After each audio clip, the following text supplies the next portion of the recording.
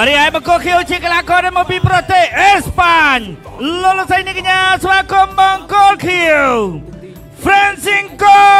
Caballero Vera ដូចគិរីសាច់ស្រស់ឈាមស្រស់សុខចិត្តពេលលីរាងកាយស្រួលបដូរយកជ័យលភីកូនដៅច្បាស់លាស់ដូចសន្តិត្រីប្រឹងត្រង់ប្រឹងកម្លាំងឲ្យដូចសឹងឈរលើសេវាទុកចំហត្រៀមលំនឹងរៀបចំក្បួនវិយុទ្ធយុទ្ធសាស្ត្រប្រឹងសម្លឹងកាពីវិសម្រុកអាចចិត្តកាត់ហើយកំពឹងខំទៅខំឈ្នះទៅឈ្នះសិល្បៈគុំខ្មែរដូចឆ្កែកំពុងទីរះចាំងជារស្មីបារមីដូចជាព្រះមូលដងលងតារក្សាប្រវត្តិសាស្ត្រចាឆ្លាក់ច្បាស់ដាំងនៅលើផ្ទាំងសិលាមួយខ្មែរអង្គរអាឆារយៈល្បីបាទឈ្មោះគាត់នាងវែងបាទតែខ្ញុំទុកចិត្តណាបាទលោកនិយាយទុកចិត្តមិនអត់បាទកីឡាករអេស្ប៉ាញឡើងមកគឺអស់ពីចិត្តពីថ្លើមសំឡំសួររបស់គាត់បាទហើយខ្ញុំគំរឃើញអេស្ប៉ាញសឡប់បាទចាំមើលលើកនេះបាទសៃណេតបាទតែអីទេបាទសៃណេតក៏មិនធម្មតាដែរព្រោះអេដាមហ្នឹងក៏ទៅចេញយើងដឹងថាមិនធម្មតាហើយបាទបានឲ្យជួបអ្នកមិនធម្មតាបានឲ្យជួបអ្នកមិនធម្មតាបាទគាត់ម្ចាស់ខ្សែវត្ត3ស្ថាប័នមែនតើបាទអីតែសៃណេតក៏ម្ចាស់ខ្សែវត្តដែរហើយណាមួយ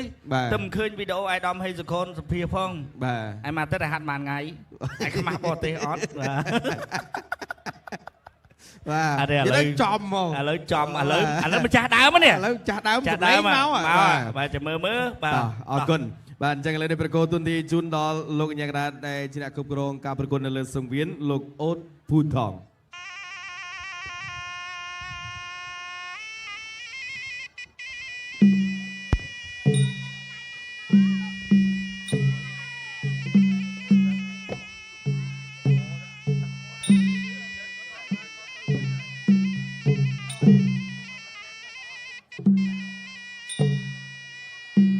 បាទ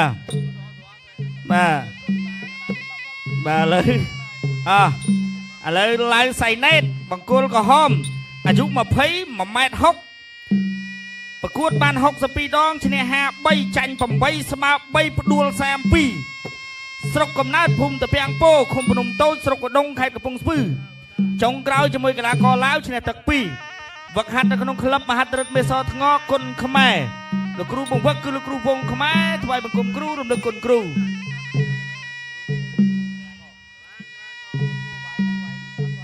បាទឥឡូវបង្គោលខៀវរុស្ស៊ី1.7 ម៉ែត្រអាយុ19វាយបាន35ឈ្នះ28ចាញ់7មិនដែលស្មើផ្ដួលដៃគូសន្លប់បាត់មាត់ឈឹងលោកគ្រូពេទ្យជួយសង្គ្រោះបឋម10ដងមកពីប្រទេសអេស្ប៉ាញ៉ុល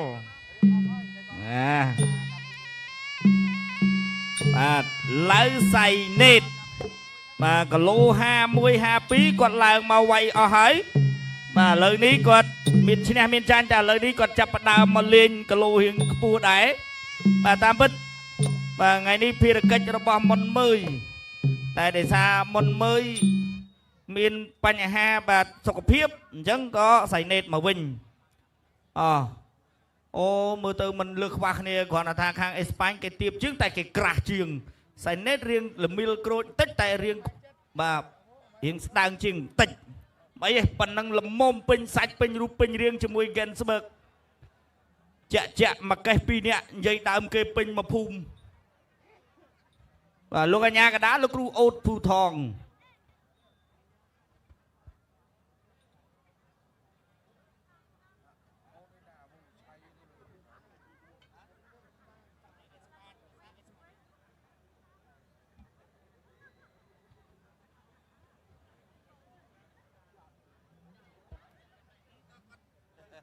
ចាក្រមត្រៀមប្រងព្រឹត្តប្រកួត Gensberg គុណខ្មែរ Tour Concert គូមិត្តភាពអន្តរជាតិកម្ពុជាអេស្ប៉ាញទឹកទី1 round 1បាទទឹកទី1 round 1មួយអើយកាប់មួយជើងវិញរបស់សៃណេតបង្គោលខៀវវាយមុនកាក់ណីនេះបាទណែបច្រាស់គ្នាអូមែនទាត់ជើងក្រោមរបស់សៃណេតលេងជើងក្រោមទាត់ជើងក្រោមរបស់សៃណេតអូយកែងរបស់សៃណេតមកកែងទៀតឆ្ងាញ់ណាស់ជង្គង់របស់សៃណេតជង្គង់របស់បង្គោលខៀវជង្គង់សៃណេតបាទអូ អត់ទេមើលទៅបាទអ្នកទាំងពីរនេះលេងអាវុធធ្ងន់ៗកាប់ជើងក្រោមរបស់សៃណេត1 2ដៃ3ដៃជង្គង់របស់សៃណេតហ្គេនស្បឺកឆ្ងាញ់ញ៉ាំហ្គេនស្បឺកបានឆ្ងាញ់កែនេះអត់ទេទាត់មួយជើងរបស់សៃណេតចេញក្តាប់ដៃអត់រួចទេរបស់បង្គោលខៀវសងពីបង្គោលក្រហមបានមួយដៃរបស់បង្គោលខៀវអត់ចូលគោលដៅទេទៅឲ្យកាប់ជើងក្រោមរបស់គោលក្រហមសងមួយដៃទៀតទាត់កាប់តឡាចបត់កែងរបស់បង្គោលក្រហមមកកាប់តឡាចពីខៀវចូលឆក់ដៃមួយរបស់ក្រហមឆក់ដៃមួយទៀតរបស់ក្រហមសអនុជិត2ដៃ1កែងទៀតយេហេណាឆ្ងាញ់ណាទាត់មួយជើងផុតបាត់របស់ក្រហម2ដៃចាក់ជង្គង់របស់ក្រហមរូដហើយទៅហើយក្បាច់ហ្នឹងហើយក្បាច់ប្រចាំតកូលសៃណេតប្រើការអត់ជង្គង់អូយជង្គង់ខៀវជង្គង់ក្រហមចាប់ជាប់អត់បានទេបាទក្បាច់ប្រចាំតកូលរបស់លោកគ្រូបាទហងសឿនគឺគៀកឲ្យបត់កែងនឹងឆ្ងាញ់ណាបាទលោកគ្រូឡៅស៊ីណាតឡៅចន្ទ្រាឡៅចត្រាចេះក្បាច់នឹងទាំងអស់ឡៅសៃណេតក៏ចេះដែរតែមិនទាន់មានតកអើយមួយជង្គង់របស់ក្រហមភៀវចាប់ក្រោមជាប់ឲ្យធ្វើអីមិនកើតទេបាទឆ្ងាញ់ណាស់បងប្អូនអ្នកពីវាយខ្លែទាត់ជើងក្រោមទុកលើ2ដៃអាយ៉ាស្អាតណាស់កែងរបស់សៃណេតអត់ចេញអាវុធទេធាក់មួយរបស់ក្រហមខៀវនៅតែដើរចូលតម្រៃផ្លែផ្កាវាយម្ដាយទៅអត់ចូល2ដៃចូលរបស់ក្រហមខៀវវិញទាត់មួយជើងពីក្រហមធាក់មួយហ្គេនស្បឺកឆ្ងាញ់2ដៃចាក់ជង្គង់ទៅបារ៉ាយ 1 2 3 4 5 6 7 8បាទចូលមែនណាបងប្អូនមិនចូលពេញឡណាសៃណេតមកទៀតហើយវាយបាពោះជង្គង់កែងសងមកវិញកែងជង្គង់របស់ក្រហមចាប់ទឹកហើយបាទទី2 round 2 round 2ទឹកទី2 round 2ទៀតធាក់ចេញមួយពីខៀវជង្គង់របស់ក្រហមខៀវនេះចលនាលឿនណាបងប្អូនអើយបាទទឹកជើងអើយកែងអត់បែកបាត់អូយបង្គោលសបាទអូយមកកែងនេះបាទកំហុសគ្រប់យ៉ាងមកពីទស្សនិកជនសុំទឹកហ្នឹងសុំតែ2កែងទេបាទឥឡូវវាយតែមកកែងបែកបាត់ចាំមើលសិនលោកគ្រូពេទ្យ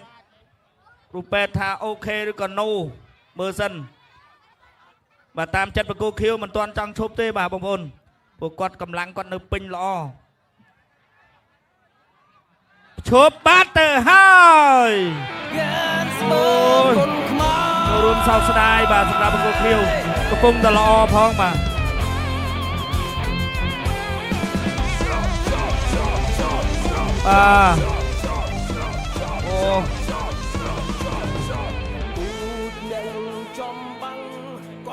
បាទសូមអរគុណ